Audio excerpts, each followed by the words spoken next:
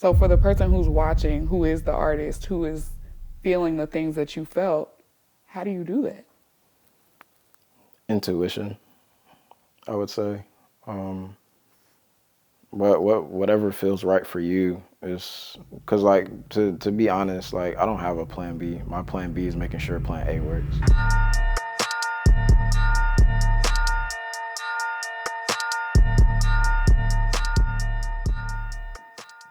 Cam, Miss Breneé, how are you? I'm well. It's so good to see you. You as well. It's been forever, it I, feels like. yeah, I mean, and to not be in the streets of Atlanta doing the things. Mm-hmm.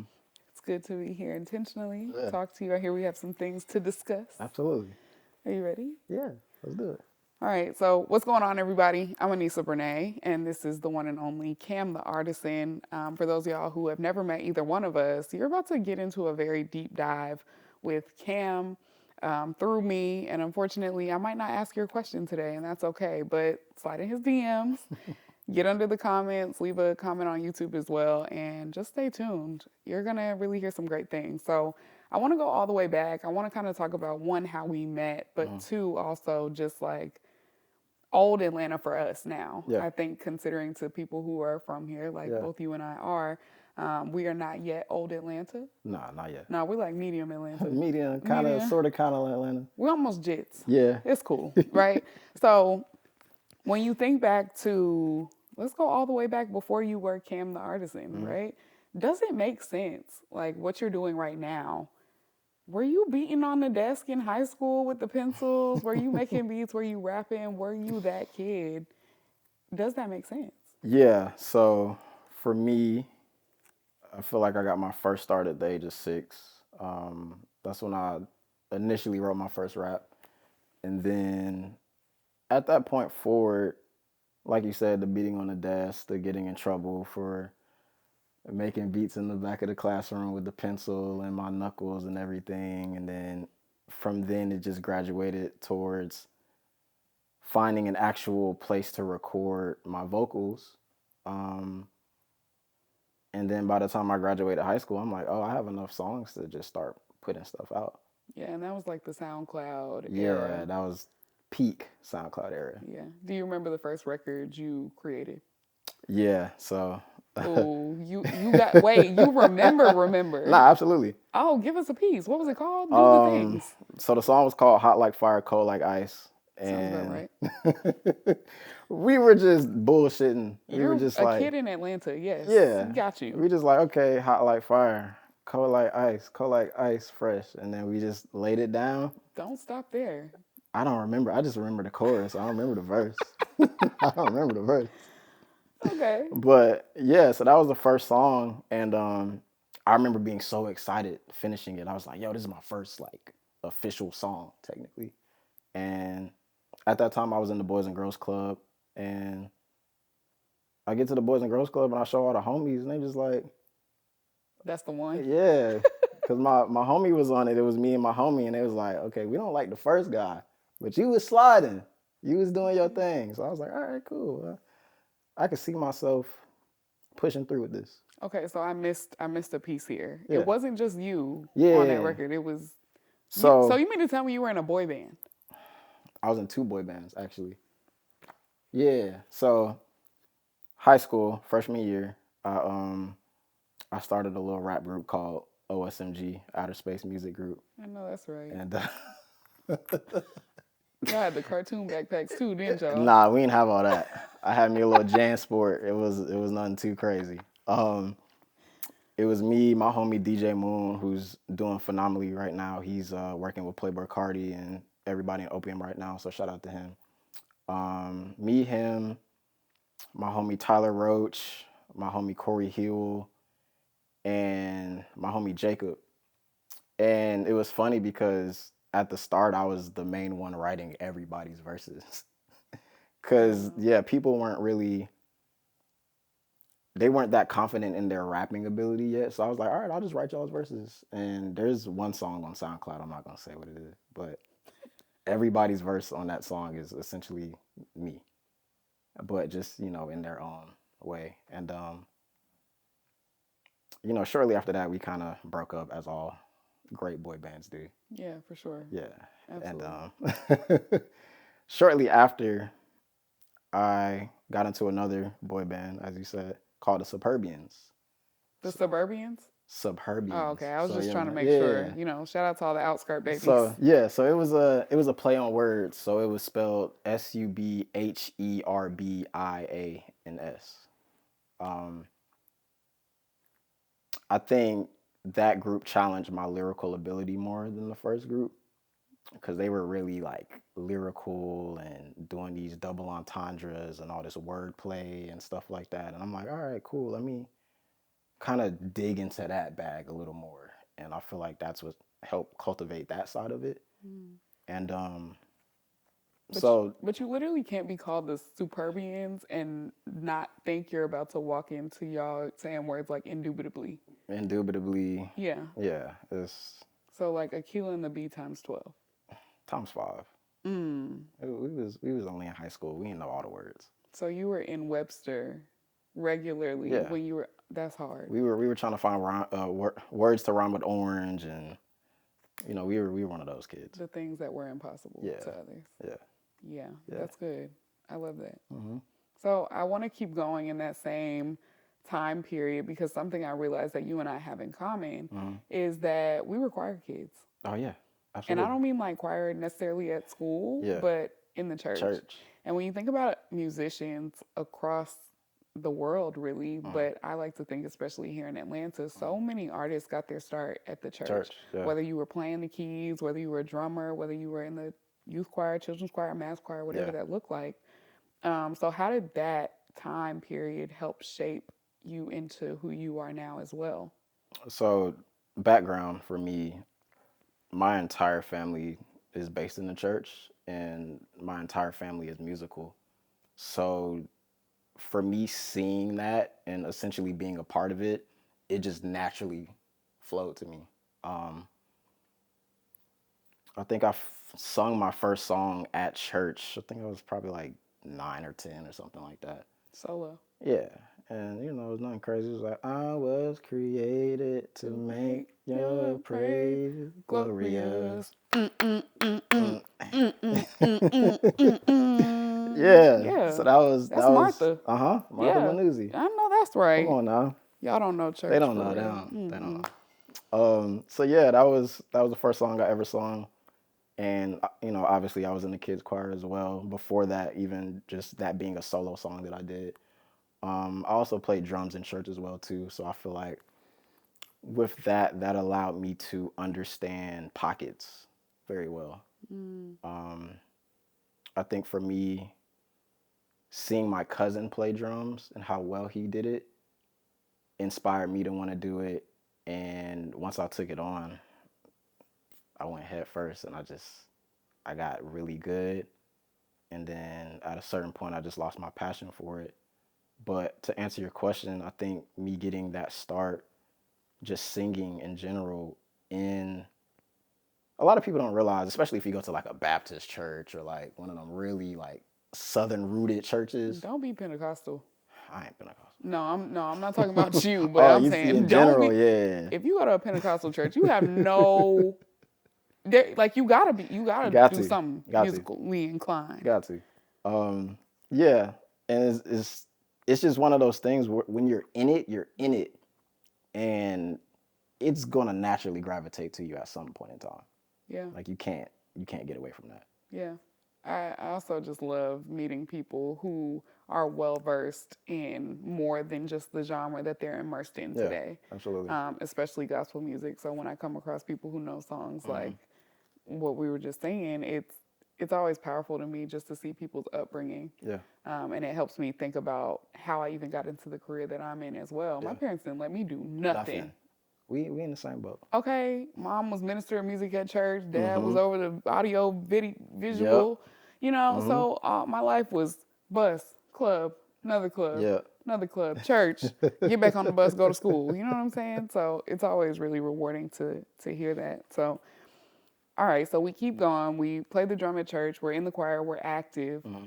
It's time to go off to school. Yeah.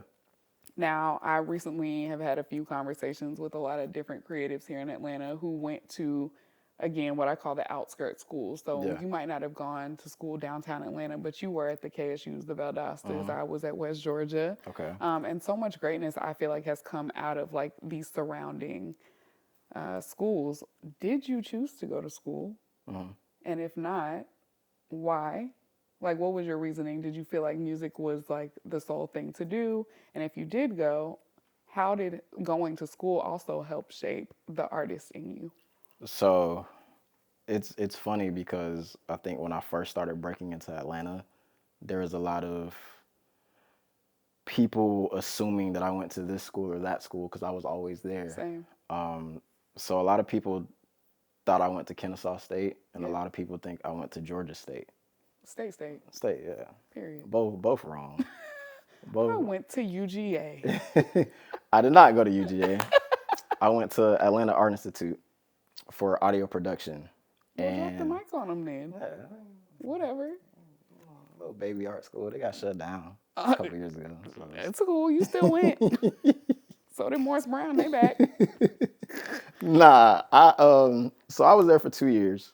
I left my third year just because I felt like I was wasting time and I felt like I was wasting money.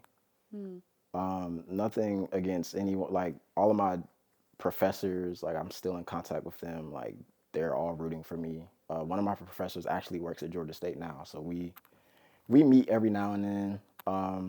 But yeah, I was there for 2 years, and I think me taking away more so the business aspect of what they were teaching me outside of the musical. So, because for me, when I create music, I create off of feeling. It's not really a science for me to understand. Like, I mean, obviously, I understand music theory to a certain degree, not, on a level as someone like Quincy Jones or someone like that, but enough to know what makes sense to me and what doesn't, sonically, I would say. So me being at Art Institute, me understanding the business aspects, I feel like that's what helped me cultivate not only my following, but business acumen as well.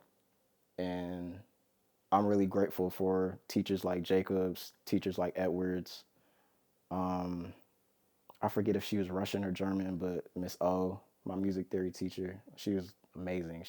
She played keys like Beethoven. It was insane. But those teachers inspired me to just push to a higher level of what I was seeing being in school. Yeah. Yeah. Yeah. I recall a few professors myself who definitely helped me create my own path at West Georgia. Yeah. And at the time, being a host, being an MC, that wasn't the thing to go to school for. Yeah. It was news, it was newspaper. So to be able to do that, it really helped me make different connections. Yeah. Being that far away from the city as well was also a challenge because wasn't nobody thinking about almost Alabama. Yeah. You know what I'm saying? So I want to know, as far as your relationships, your connections, and was it during that time when you and I met? Was that during your... So that was literally right before. It was my transition period of me wanting to leave. Okay. Because I want to say we met late 2017. Okay. I mean, it sounds about right. Yeah. Yeah, that's what it was. So Metanoia. Yeah. Art of Metanoia. Shout out Ari. Ariella. Yeah, Yes. shout out Ari. I remember now because I did Bliss that night. That was my first ever time performing that song. It wasn't out yet. This was pre-locks. Yeah, definitely. Definitely. This is before this is before I even thought about growing locks. So I was just like, I want to grow my hair out, but I don't know what I want to do with it yet. I performed Bliss right before it came out because I just wanted to see like how it would translate live, and I just remember so many people coming up to me and being like, no, that song is amazing. And then I met you, and I'm not gonna lie, like that show I was very nervous. I think that was at the time that was my biggest show. Yeah. And that was the first time. yeah. And I met you, and you were like, "Oh, you're dope. Like, where did you come from?" I remember that. Because was that the show where the floor was feeling like it was gonna cave in? Yep. Yeah. And I just remember everybody jumping up and down, and it was definitely, I want to say it was one of your songs because I felt like you had everybody like Moving. moving, but like karate chopping, and like you just came with a different energy that we had seen all night. And I want to say, wasn't Beja on that show too? No, so that night that was me, Jay Newton, Jalen Ashawn, Oh my gosh. Christelle, and I want to say the kid Half. Yes. Yeah. Yeah. Okay. You're taking me back. Because even on the way here, I was thinking about who all was around during that time and who was on those shows. And Metanoia was such a dope platform Yeah, for up and coming talent. for sure. And I think Ari was very intentional about who she put. But I often think the Jay Newtons, Jalen, Ashawn, oh my gosh, Yeah. where you all are now is just insane. Yeah. But then also shout out to Motown. Shout out to Mo. And then I got to shout out Swanky. Shout out Swank.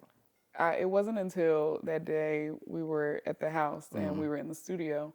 And I was like, you know what? It's so fun to watch all of these different connections ping off of each other and just sit here and to create something out of nothing. Yeah.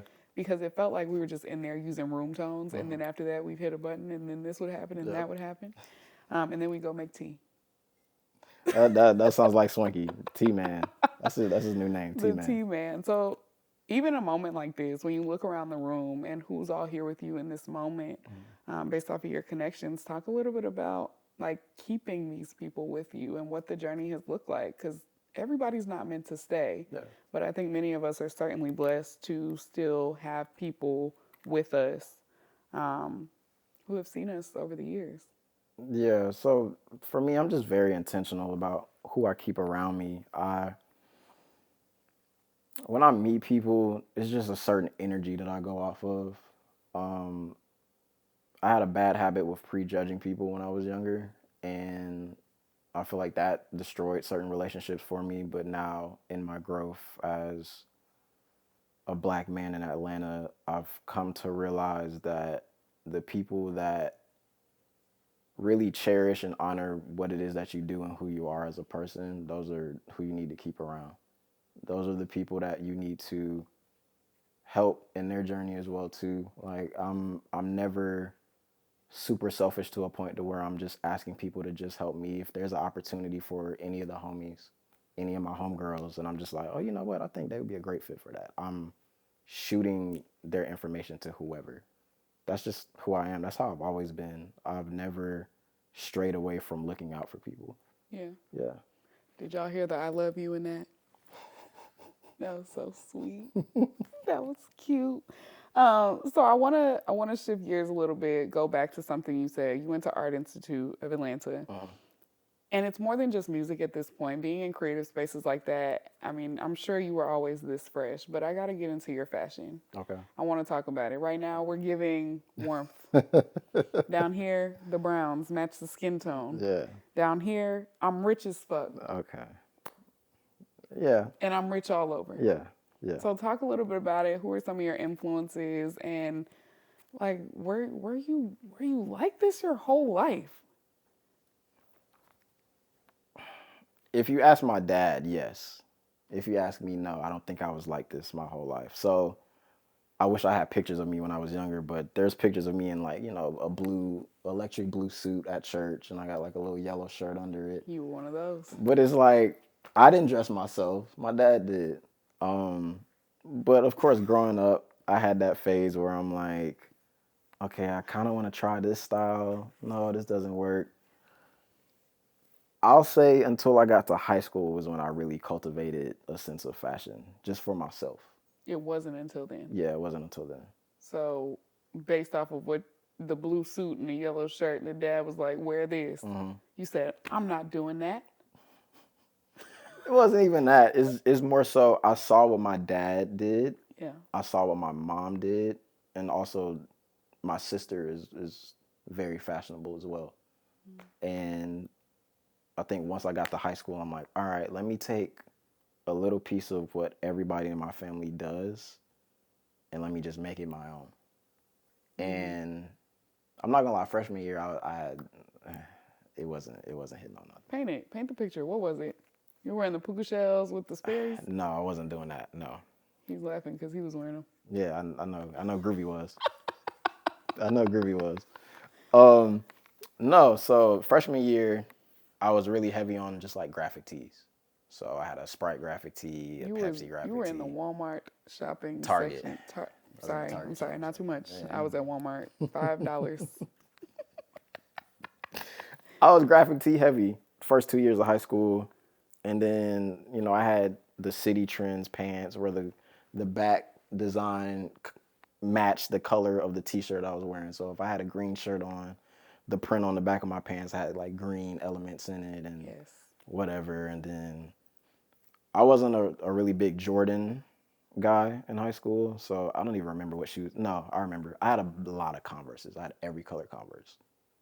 I can see that. Any color you could think of except maybe, let's say, pink, and I don't think I had a yellow pair, but that's it. I can see that. So that's first 2 years, and then junior and senior year of high school, that's when I really was like, all right, cool. I think around that time, that's when Tyler the Creator was coming out, ASAP Rocky was coming out, Kanye was doing the leather pants and the jean jackets, and once I started seeing all of that, I'm like, okay, I can found rock my with this. These are people. my folks. Okay, Yeah. so I remember I had a little leather shirt, leather long sleeve shirt, and I had it with some, skinny jeans was still kind of big at the time, so I had some black skinny jeans, and I remember having the high top all black Air Force Ones with the straps, and I was wearing the snapbacks backwards, kind of tilted a little bit, so it looked a little cool.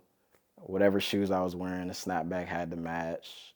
I didn't do it to where I had the snapback hanging off the belt loop, but So basically, you were just a chill guy. yeah, I was a chill guy doing my chill thing. Yeah. Yeah. Yeah, I like it. Would you consider yourself at this point, from the time you started coming into yourself and making decisions fashion wise, a fashion icon in the making? I'd say that I've I know that's right. I've gotten to a point to where okay, I'm not gonna say I started it, but I remember when I was wearing the bandanas around my neck or the scarves around my neck, Mm-hmm. nobody else was doing it. Mm-hmm. And I remember, and I have a few homegirls that told me this too. Mm-hmm.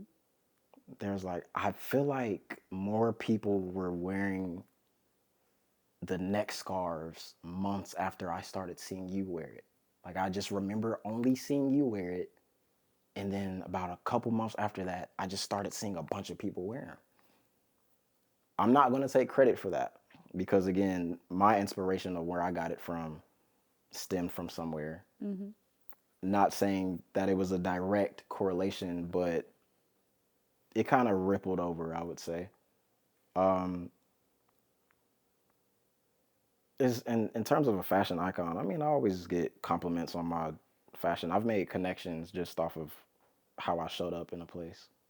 I've had opportunities presented to me just because of how I dress. So, I mean, if anybody wants to throw a bag in the fashion realm, I'm here. I was about to say, I think you should spend a little bit more time on that statement alone. Yeah. Because I think what happened after the pandemic too with fashion, because a lot of people were saying they hate where fashion is right now. Mm-hmm. We're not really sure. Yeah. Everything is oversized. Yeah, that's not my thing. I like to be comfortable. I'm also just like, if there's a plate wherever I'm going, I'd like to be comfortable eating that plate as well.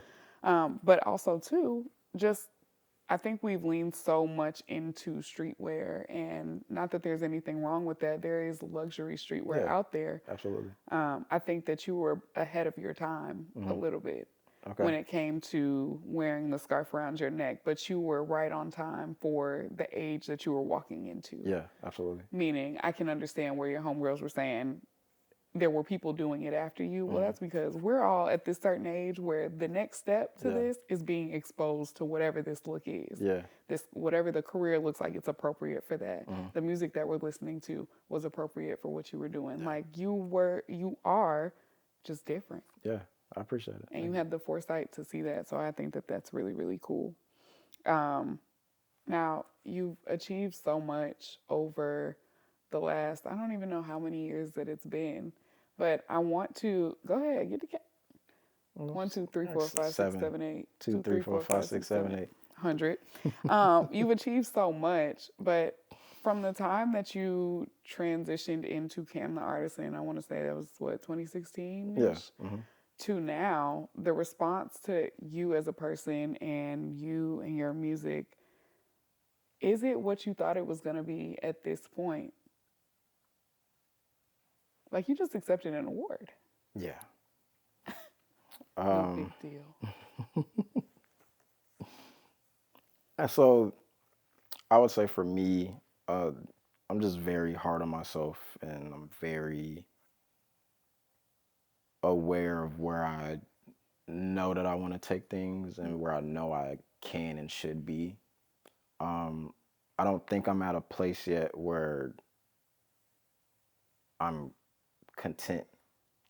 I'm always searching for, all right, what's next? Whatever it is that I do, I can do the biggest show in my entire life. And after that, I'm just like, all right, what's next? And I feel like that's a good mindset to have, but I think a lot of times I get so caught up in trying to be further or bigger than where I actually am and learning whatever lesson that it is that I need to learn in that moment. And I think it has hindered my growth in a way to where I'm like, all right, let me kind of dial back. Let me analyze and see exactly what steps that I need to be taking and making sure I'm not going off course because I have tunnel vision on this one thing. When, like you said earlier, just in terms of like venturing into fashion, like maybe it's a situation where I need to go to fashion first and then kind of elevate with the music, or vice versa. I don't know, but yeah, it's just I'm just very hard on myself in that aspect, and I just want to, like you said, be a chill guy and just relax and understand that my time is coming. It's not a situation of if, but when. Yeah, that Yeah. makes sense. Have you hit a certain milestone yet that is almost like that encouragement in the background? It's like you're on the right path. Have you worked with said artists that you really wanted to work with? Have you hit a certain amount of followers? Have you gotten X amount of streams? What has that looked like thus far in your career? And then what is the next goal for the next version of Cam the Artisan?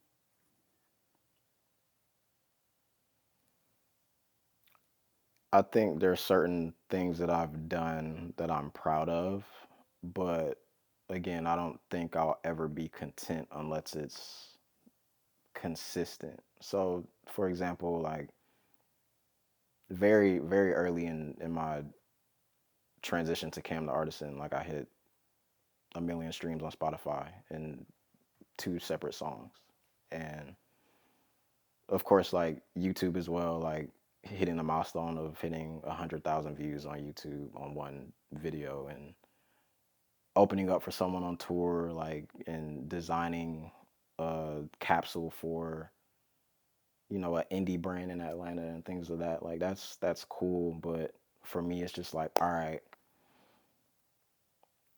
how can we streamline this to where it's more consistent, to where I'm too busy to keep up with myself? It's like for me, I hit these really big moments, and I'm not gonna say I fall all the way down, but it's like hit the big moment, come down a little bit, plateau a little bit, and I may go up a little bit or I may go down a little bit, and now I'm kind of just like coasting right now. Heard. Yeah. Okay. So I am I get hard on myself sometimes too. And I think I get a little like when I see other people doing great things, sometimes we can only imagine that they have their low moments as well because of what we see online. Yeah. And I know sometimes for a lot of us, the numbers can be a discouraging part. Mm. So to do what you've done, I don't even know if I can say very quickly, Mm. but to do it on two separate songs, was there a gap in between those two songs or was it a back to back situation? And then what happened after you get your 100,000 streams on YouTube, or you get your 1 million and it doesn't do the same on the next one. I feel like your team prepares you for every song to not be the hit. Yeah, But were you prepared mentally for what was to come in order to get that next million stream? I wasn't, because again, I was young. I was like 22, 21 ish. And again, this is right after I transitioned into Camtheartisan. So timeline wise, Bliss was the first song I had hit a million streams. So once that hit a million, I'm like, okay, cool. Like, I never thought I would hit this milestone ever. Like, so this is just assurance that I'm moving in the right direction. I dropped my album Hughes 2019. So Bliss came out 2018, Hughes came out 2019. It seemed like I had Atlanta in the palm of my hand. Like I did an album release party, sold out, everybody's standing in there like this. Yeah. And I'm like, okay, cool. What's next? So I let the album do its thing for a year. I don't drop any other music that year. 2020, I dropped Brown Skin.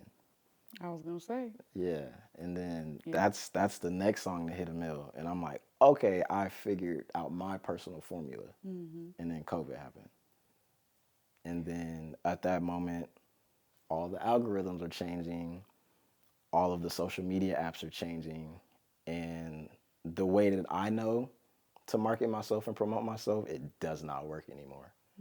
And as I'm ushering in a new mindset to figure out how to navigate these new platforms and algorithms and things like that, now I feel stuck because it's like, I know I'm not making worse music.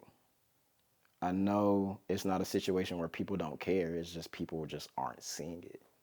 You're fighting a bot. Yeah. Yeah. And for me, it got to a point to where it was discouraging, to a point to where I just wanted to quit because I'm like, I don't know what to do now.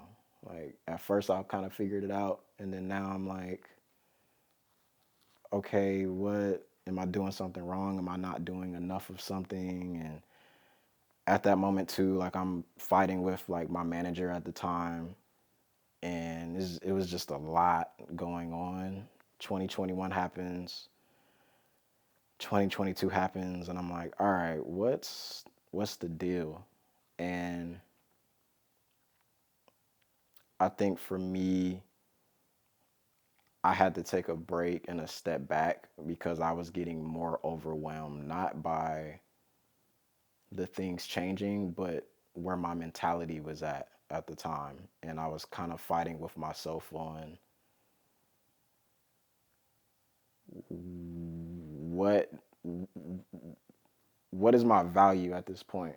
Because it's like I saw it clearly in the beginning, and then now it feels like it's been diminished to a point to where I don't, I'm not gonna say I don't matter anymore, but I'm not on any radar at this point. I feel that. Yeah. So interesting. I remember during the pandemic when I started Soul Food Sessions on Instagram Live. And that was because I had gotten such in the routine of hosting at places like the music room and the sound table. Yeah. And Edgewood was the place to The go. place. It was the place to go. And then we had the Art of Metanoia and events like that where you could just see, we saw a lot of the same people. Yeah. We saw you, we saw Jay, we saw Jalen when Jalen will pop out. And then after that, we saw Chancer. So, and then Angel White. Yeah. And I remember being in the music room, walking down those steps, being in the basement, and how I experienced new artists that way Yeah. pushed me to go listen to the SoundClouds, the release music, whatever that looked like, or to even follow on Instagram. I'm a live music girl. Yeah. My family is just as instrumental as yours Yeah. is. My parents had an R&B band growing up. Wow. When I tell you booked Booked and and busy. busy. Yes, all over the city. Really, they would travel. So it was in me to experience music live. Okay. 2020 doing Soul Food Sessions on Instagram Live was the thing I needed to still feel connected. Yeah. At this point, I will say as far as my career goes, it made it hard for me to get back into hosting in real life. One, because I had been getting hit up to do virtual stuff. But two, not being on anyone's radar because at the time I was in the house with my mom, my brother, and my grandfather. Yeah. And anytime anybody left the house, it was, well, you could get that person sick. Yeah. So to Wow. put myself in the house, not be living on my own, I didn't feel like I was on anybody's radar either. Yeah. What was the thing, or who were the people, what was the thing that was said that pulled you out of that you're not on anybody's radar? Because we tell ourselves things that are not true. And that, in fact, was not true.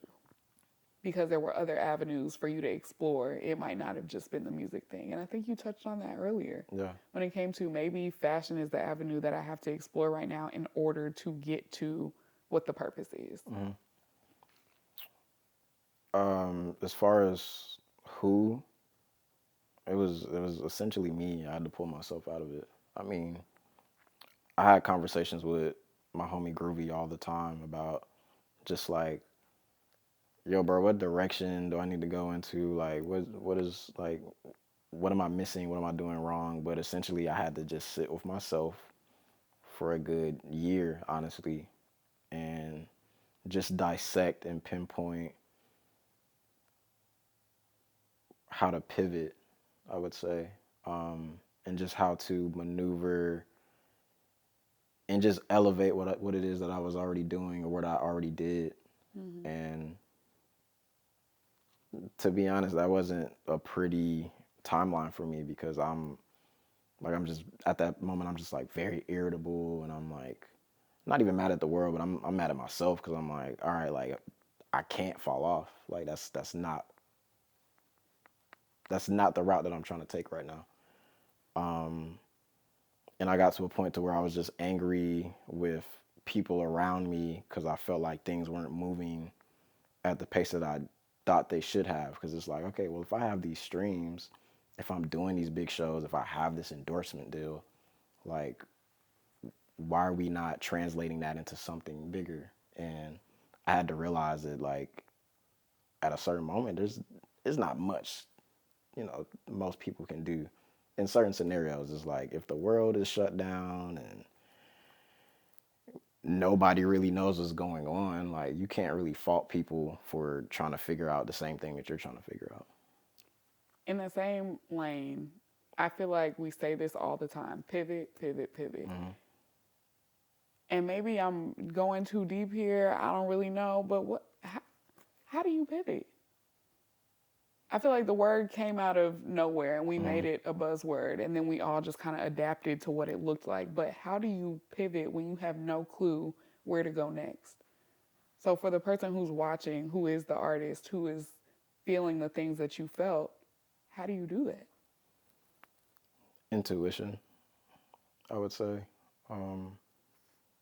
Whatever feels right for you is because, like, to be honest, like I don't have a plan B. My plan B is making sure plan A works. So my pivot is a lot different. Like I don't, again, like I left school my second year, so I don't have a degree. So it's like, all right, if I'm a pivot, it's gonna be something adjacent to, excuse me, music or something that I'm already doing that people like about me. So like you said earlier, like fashion, and just even too like with my actual artist name, like it's Artisan for a reason. Like a lot of my videos I direct myself, just like top to bottom. I mean, of course I have help, but for the most part, in terms of style, color, whatever, like this normally me. Of course I curate my own fashion. I've had a stylist before. I wasn't really too pleased with what they did, and that's no shade to them, but they're probably not gonna see this, so I don't care. But yeah, no shade to them. It's just I'm just very particular with what it is that I like and how I want clothes to fit on me and things like that. And it's like if you're doing a job for a company and you're just like, oh, well, let me just pull these pieces, and it's like that's cool, but I think understanding people's personality and individualism as well should be a key point in a lot of people who style people. But that's a separate conversation. Of course, I make music as well. So just like me being an artisan is not just music, it's other avenues in the things that I do in my career in general. So, like, if I want to pivot into fashion, I could, but I mean, music is my first love, so that's the number one thing. Yeah. Yeah. All right, so I want to dive back into the music. I got to tell you, Brown Skin was the one that really locked me in. Okay, I appreciate it. Similar to how you said earlier when you saw the Tyler the Creators and ASAP Rockies and them show up in fashion and music, you saw your people. I feel like that song helped me find my people. Like I could see myself in the video. I could Yeah. see myself in your rollout. And while, like I said, I am a suburban baby, I may have been born in Marietta, but Atlanta gave me the watering that I needed. Yeah. And so to be a pretty brown girl with braids and shades on, Yeah. I didn't do this on purpose. It was so important and it was necessary at a time when we were all not being seen by anyone. Yeah. So I appreciate you for that, but I got to tell you, there's one line in that song where I was like, wow, he ate that. And I think, well, before I even tell you, a lot of the time when I saw you perform, I get so lost in your performance that I wasn't hearing what you were saying. Gotcha. And so to be by myself and hear the line about orange soda with the Chick-fil-A and the Sonic Ice and then it ends with Crush, I mean, my brain was like, this man here. So I rewound it and played it again, and I'm finding other gems. So I'm like, where your brain goes is somewhere really special. So as you create today, what are some things that you have to do in order to get in the right mindset to, one, record, but two, write? I think being open-minded has been really key for me, especially this year. My writing process is very different than probably the average artist because, again, I just look at words different. My favorite subject in school was language arts, was writing, was things in that ballpark. So I've always looked at words as, the crazy thing is I hate math, right? Yeah. But I've always looked at words like the word version of math, essentially. And yeah, it's just my process is so meticulous, and I always come to a point to where when I finish writing a song and I fall in love with it, I'm just like, wow, how did I even come up with that? Like, even the line that you said about I remember these music reviewer guys reviewed the song, and that was like a line that they pointed out, and it was like, yeah, where did that come from? That was crazy. How do you even think of that? Because Kel loves orange soda. Yeah, you know what I mean? Yeah. Yeah, I just go. When I'm in that mode, when I'm in that space, and I just really want to just create something timeless, that's just what happens. So you're essentially, when you're in that space, you're like the meme of like the floating equations, but it's just words floating around. Literally. And you like gotta catch them all. Literally, I kid you not. That's a perfect depiction of that. I promise. So out of Bliss aside, Brown Skin aside, what song out of your catalog are you still in love with to this day? Karate. I think that's my best written song, personally. And I think just the way that it came about, how we finished it, because, again, shout out to Swanky. He was with me when I wrote the song top to bottom. And, yeah, it's just like the black belt master on my craft. The only reason you fuck with me, Sensei told me about you, hoping he ain't right. It's just like, okay. I think building that world within that song and then extending it visually in the video, yeah, that's just one of my faves. And then aside from that song, it's another song that's not out yet that I'm excited for. Well, I'm glad that you brought that up because I want to talk about the future of Cam the Artisan. We've gotten through a pandemonium. A We panoramic, a pan a panel pan seared discussion. fillet. Yep, all that. Yeah. A pan crusted trout. A panic attack. Yeah. Yeah. All the pans. We've made it through that. We've made it through trying to navigate life again, post all being away from one another. And now we're back. And while the music landscape here in Atlanta specifically may not be what it once was, one, I want to start with how are we maintaining the integrity of that through this next project?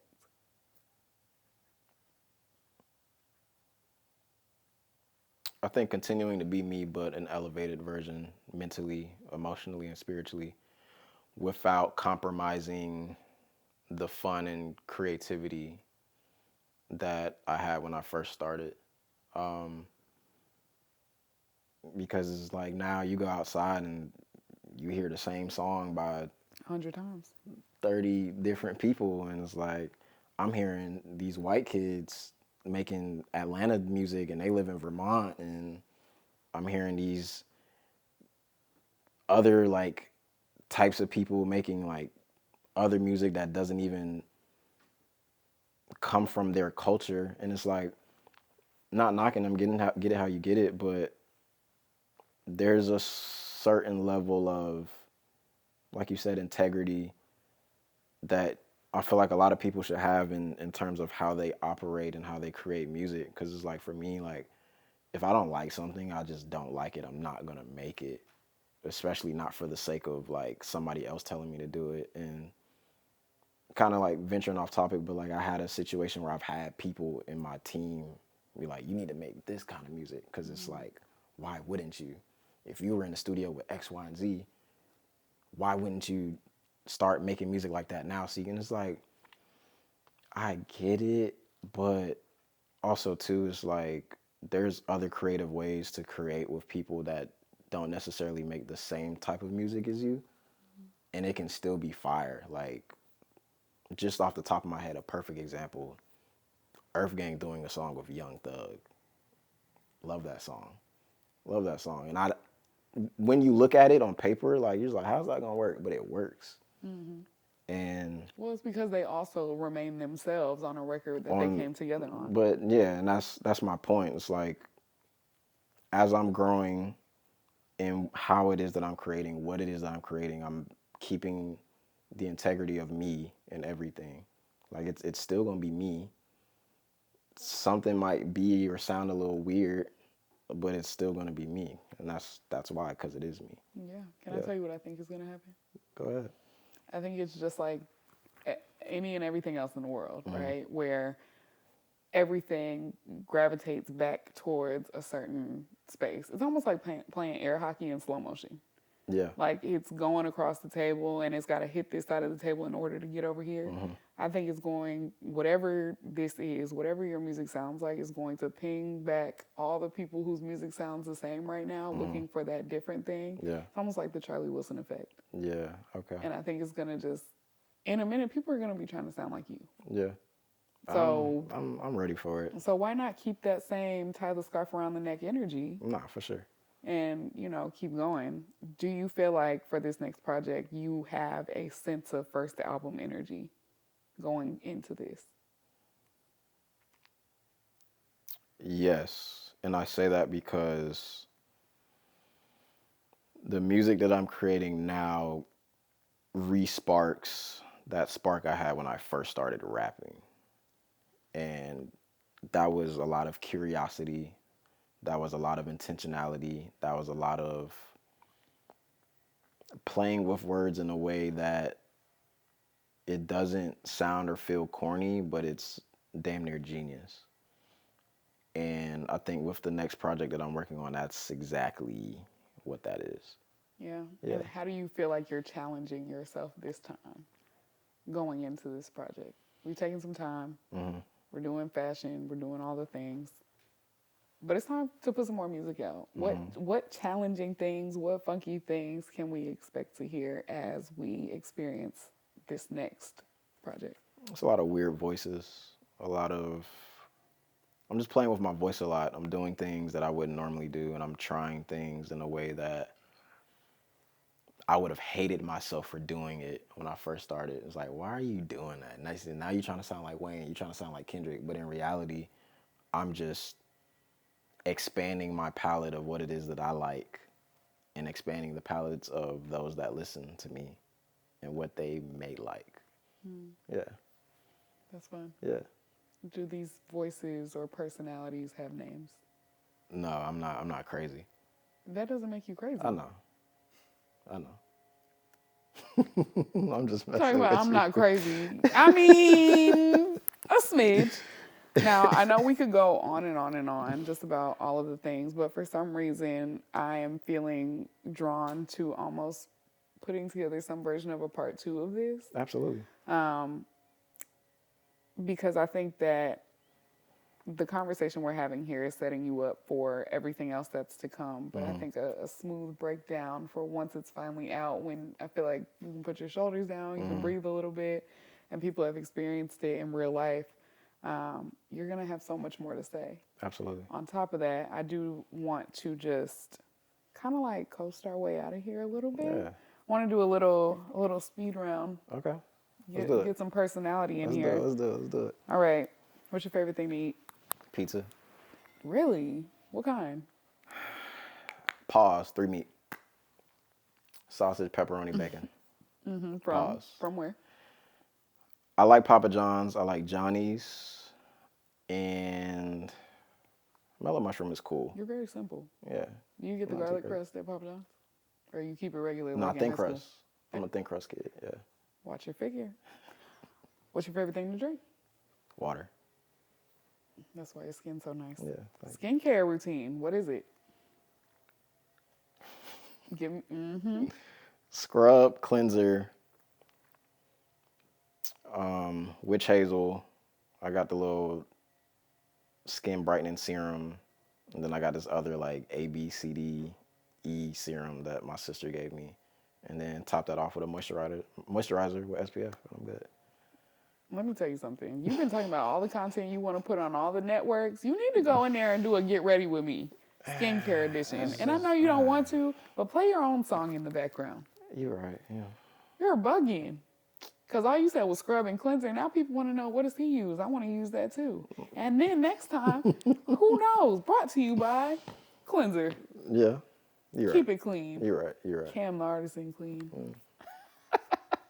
High-end luxury or streetwear? High-end luxury.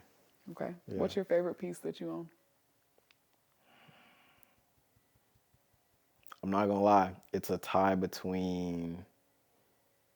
I'm not gonna lie. I feel like I put everything that I like on, so it's honestly a tie between everything I like have on currently. So it's like the Gucci socks. I love this sweater. I love this watch. It's a 4-way tie between the shoes, the socks, the pants, and the sweater.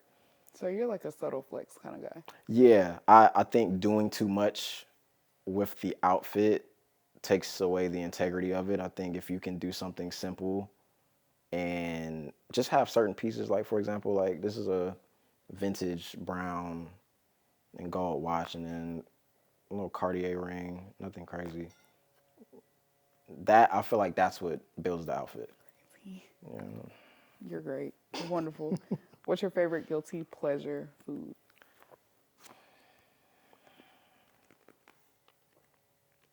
You really be sneaking soda. That's what it is. No, I don't. I drink water all the time. What is it? Twinkies? Hot Cheetos? Reese's. Okay, Yeah, nothing too crazy. that's safe. What's a hobby you've picked up recently? Tennis. Yeah, I never would have thought, but I love it. Do you play pickleball too? I played it once, but I like it. Yeah. I don't like it more than tennis, but Okay. yeah. I played pickleball recently. You like it? Felt like I was at PE. We need to play. I had a blast. Let's play. But I gotta make sure I got braids when I do it though. Okay, I I got feel them now, but just make sure because Okay, I went with straight hair and next they week. did cotton ball. Next week. We going offline on that one. Maybe top of the year. Whose song? No, I'm not doing that. Give me a random fact people don't know about you. I be cooking. Like Not Gordon Ramsay type cooking, but I be cooking. What kind of pots and pans you got? A cast iron skillet I know that's right. with the Martha Stewart and Oh, no, I ain't got no Martha Snoop and Stewart. Martha? I ain't got that. I'm kidding. Okay. I do got a cast iron skillet though. That's honestly the only thing that I use. Okay. Okay. Yeah. You put it in the oven. You got a few of them or you just got one? Yeah, so I have one big one, a medium sized one, and a small one. You got the set. Yeah. No, I'm crazy. Come on now. That's good. Favorite superhero? I'm a Batman nigga. I'm Are sorry. you? Yeah, I love Spider-Man. Spider-Man is a very close second. You're DC. I'm Marvel though. That's the thing. I'm Marvel. But Batman's character is just very interesting to me. How? Why? Being a billionaire by day and then a superhero by night and balancing that, and then of course knowing however many different techniques of fighting styles that he knows, and he knows how to like go however many days without sleeping, like because he's trained his body to do that. It's just like, how do you cultivate that character outside of you handling business as a billion-dollar person? Is the liking to Batman, and there are going to be some people who see this and they're like, I can't rock with her. Is the liking to Batman that he is the most human out of all of the superheroes? I feel like Spider-Man is the most human. Humans can't swing. Humans can't But, shoot oh, you're webs out talking of their about in that arms. context. Because I feel like as a relatable character, Spider-Man is the most relatable character, in my To opinion. the everyday person, yes. Yes, Because but we're not billionaires yet. him being... No, I just think he's just always been a cool character to me. Okay. Because I was literally about to say, I think I'm going to just say it. He is very rich neighborhood watch. Yeah. Yeah. You know, he's just a public figure with a lot of caucasity. That's it. That's great. Yeah. Because I said I'm Marvel. I think Thor is my favorite. Really? Yeah, it's just something about being able to, Okay. come here. It's because he's handsome and he got blonde hair. I like black men. Okay. Yeah, brown skin, ATL, ATL niggas with the... Yeah. Okay. I still call him Shawty. Okay. Come here, baby girl. That's great. What? I'm just saying, y'all like being the little spoon now. Sometimes it depends on who it is. Whatever. Anyways, favorite movie of all time? Inception. That's a good one. Okay, summer or winter? Winter. Have you ever had a 9 to 5? I have. What'd you do? I've worked at Kroger, Finish Line, Macy's, Lids, Amazon. I worked at my brother's taco shop at one point, so yeah. You've been busy. Yeah. Okay, Gotta you've get been seeing a few 1099s, Gotta haven't you? get the money on. Gotta get the money on. Don't talk about a starving artist because we work hard. Yeah, we be working. No, I'm not gonna lie. I still work at a 9 to 5. Very much so for the last 6 years. Listen, ain't nothing wrong with that. Do your thing. No, I have to. What was the worst 9 to 5 you ever had? Kroger. Why? So where the Kroger was located, so I lived in Powder Springs. So it's like right there, almost at Hiram. Okay. So the racist people from Hiram and Dallas used to come to that Kroger. Valid. And they're looking at me like, you gonna scan and bag these groceries for me? And I'm like, no, sir. That makes sense. Yeah. All right, and the last one I'm going to ask you is dream collaboration. Something that you can get right now and something you can also get you're aspiring for. I think right now I want to work with, which is crazy because we're kind of cool. We're not best friends, but I want to do a song with Vince Staples. As far as like somebody right now, and I think future, in the future, not future. I would like to work with Future, actually. I think that would be a very good collaboration. But in terms of in the future, I think doing a song with Kendrick. I love Snow Allegra. Yeah. I love Fouché, Tyler, Doechii as well. And I feel like I'm missing a singer. I'm like, maybe like Tierra Whack or someone. Yeah. That would be good. Yeah. That would be so fun. Yeah.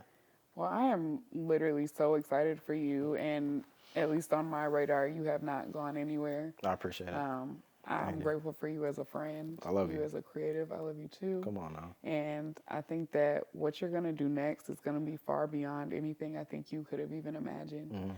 So before we cut the cameras, I want to make sure you have an opportunity, one, to just say something to the people. But I really love if you ended this with something like an affirmation line or something, or like all the things that you aspire to do, but by the next time we shoot part two, it'll be all the things that you accomplished or in the process of accomplishing.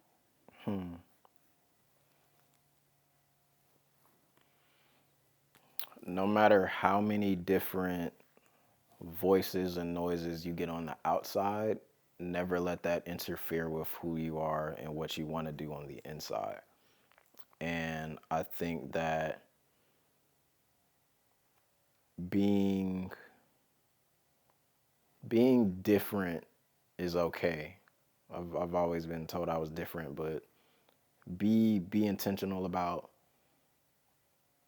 outdoing the last thing that you did, as well as being intentional about being you 100% in any genuine, authentic capacity. I would say that. That's awesome. Yeah.